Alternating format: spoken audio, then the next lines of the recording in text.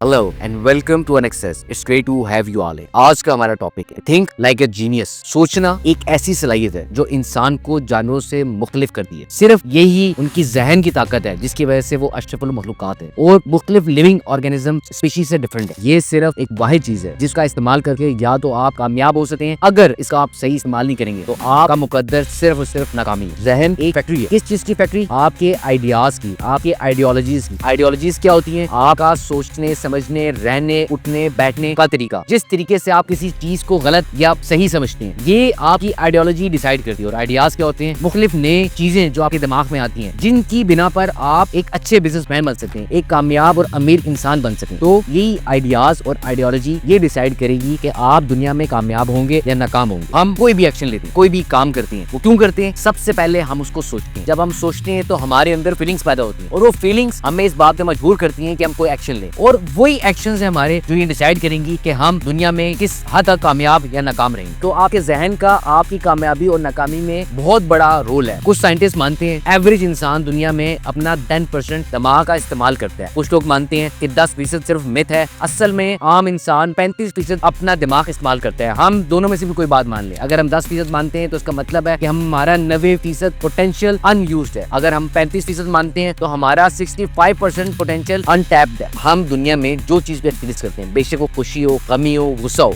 ये सिर्फ और सिर्फ अपने जहन की वजह से महसूस करते हैं। मैं आपको एग्जांपल देता हूँ। अगर आपको कोई शख्स बुरा भला कहे तो 100% गुस्सा आएगा। लेकिन अगर आप किसी पागल खाने में मौजूद हैं और वहाँ पे एक मेंटली डिस्टॉर्टेड बंदा आपके बारे में कुछ गलत बातें करे तो आपको गुस्सा आएगा? हरगिज नहीं आएगा। हालांकि बातें सेम है। यही बातें अगर आपको रोड पे कोई बंदा कहे तो आप गुस्से से आग बबूला हो जाएंगे, जबकि सेम बातें आपको एक मेंटल हॉस्पिटल में एक पेशेंट कह रहा है, तब आपको गुस्सा महसूस नहीं होगा। वजह, आप जिस तरह चीजों को परसीव करते हैं वही चीजें आपके अंदर एक फीलिंग्स पैदा करती हैं। और वो फीलिंग्स आप उनको कभी गुस्से का नाम दे देते हैं, कभी आप उसको खुशी का नाम दे देते हैं, कभी आप उसको एक्साइटमेंट का नाम दे देते हैं। तो साबित क्या हुआ कि जो कुछ हम महसूस करते हैं वो असल में होता कुछ नहीं है। वो हमारे जहन का इंटरप्रेट करने का तरीका होता है जो हमें बताता है कि हमें क्या महसूस हो रहा है। तो दिमाग की अहमियत तो आप समझ चुके होंगे कि दिमाग, आपका जहन, आपकी सोच वो वाहिद चीज है जो ये डिसाइड करेगी कि आप दुनिया में क्या करेंगे। अब हम चलते हैं कि आम इंसान और एक कामयाब इंसान की सोच में क्या डिफरेंस होता है। तो सबसे पहली बात क्या होती है, जिसने दुनिया में कुछ करना होता है वो कभी दरमियान में रहता, या तो वो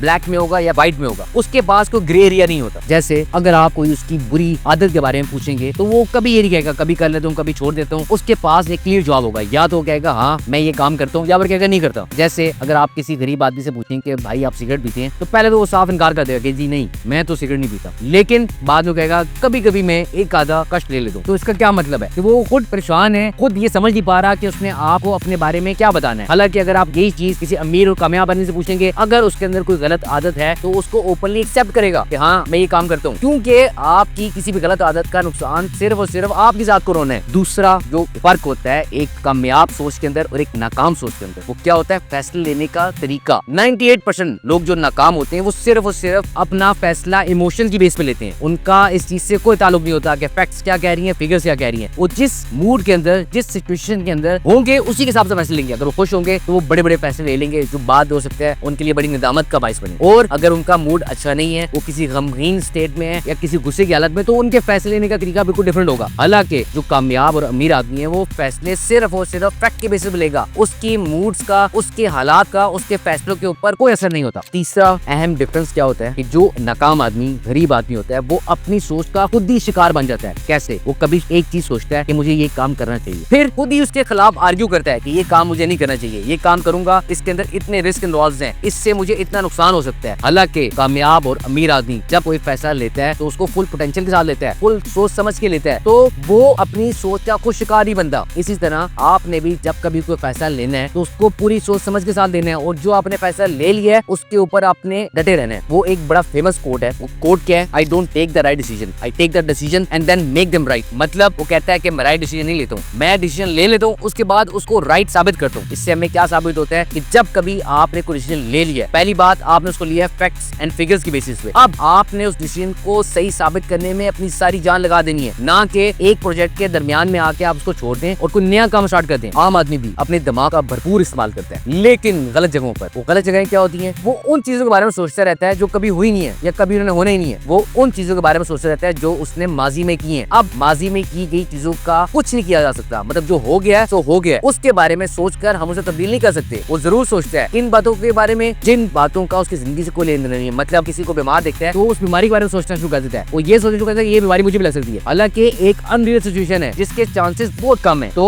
आम आदमी अपना 92% दिमाग सिर्फ और सिर्फ ऐसी बातों के बारे में सोच के जाया कर देता है जिसका उसकी जिंदगी पे कोई असर नहीं है। सिर्फ शायद 8% चीजें ऐसी होती हैं जो वाकई आपकी जिंदगी में मसला पैदा कर सकती हैं या आपकी जिंदगी में कोई नई अपॉर्चुनिटी लेके आ सकती है जिसके बारे में आपने सोचना है। छठी चीज, जब भी कोई जीनियस आदमी या जिसने आगे चलते कामयाब होना है या वो अभी कामयाब है, वो जब भी कोई चीज सोचता है वो स्टार्ट करता है उसको एंड से। मतलब उसका कोई भी प्लान उसके पास होता है तो उसका एंड भी उसके पास होता है। मतलब उसको पता होता है कि जब मेरा ये प्लान कामयाब होगा तो किस सिचुएशन में जाके कामयाब होगा या इसके रिजल्ट्स क्या होंगे, और अगर मैं इसमें फेल होता हूँ तो मैं कितना कुछ नुकसान करूंगा अपना। आपने कभी वो बचपन में मेज खेली होगी। मेज वो पजल आती थी जिसके अंदर मुख्तलिफ हिस्से बने होते थे और उसके बीच में एक छोटी सी स्टील की बॉल होती थी। हमने करना क्या होता था, उस बॉल को मुख्तलिफ खानों से गुजार कर एंड तक लेके जाना होता। लेकिन कभी आप उसको ट्राई करें उल्टी साइड से सॉल्व करने का। मतलब जो आपका मकसद है, जो आपका गोल है, वहां से अगर आप इनिशियल पॉइंट की तरफ आएंगे तो आप बहुत आसानी से उस मेज को, उस पजल को हल कर पाएंगे। तो सेम चीज आपने अपनी जिंदगी में अपने रियल लाइफ इश्यूज के ऊपर इम्प्लीमेंट करनी है। एक अमीर आदमी इसी तरीके से सोचता है। सातवीं चीज जो एक आम आदमी और एक जीनियस आदमी के दरमियान फर्क पैदा करती है। जीनियस आदमी क्या करता है, वो एक गोल बनाता है और उसका एक रास्ता चूज करता है। अब वो रास्ता सही है गलत है ये अलग डिबेट है, लेकिन जब उसने एक रास्ता चूज कर लिया अब वो उस पे स्टिक रहता है। हालांकि जो गरीब आदमी या नाकाम आदमी होता है वो क्या करता है, उसने भी एक गोल बनाया, उसके बाद वो इसी कश्मकश में रहता है कि ये रास्ता सही है गलत है, इसको मुझे करना चाहिए नहीं करना चाहिए। जब आपने गोल बना लिया उसके बाद आपने अपना सारी ताकतें, सारा पोटेंशियल, दिमाग का भी, फिजिकली, मेंटली, इमोशनली उस गोल को अचीव करने में लगा देनी है। Thank you so much for watching this video. Take care of yourself very much.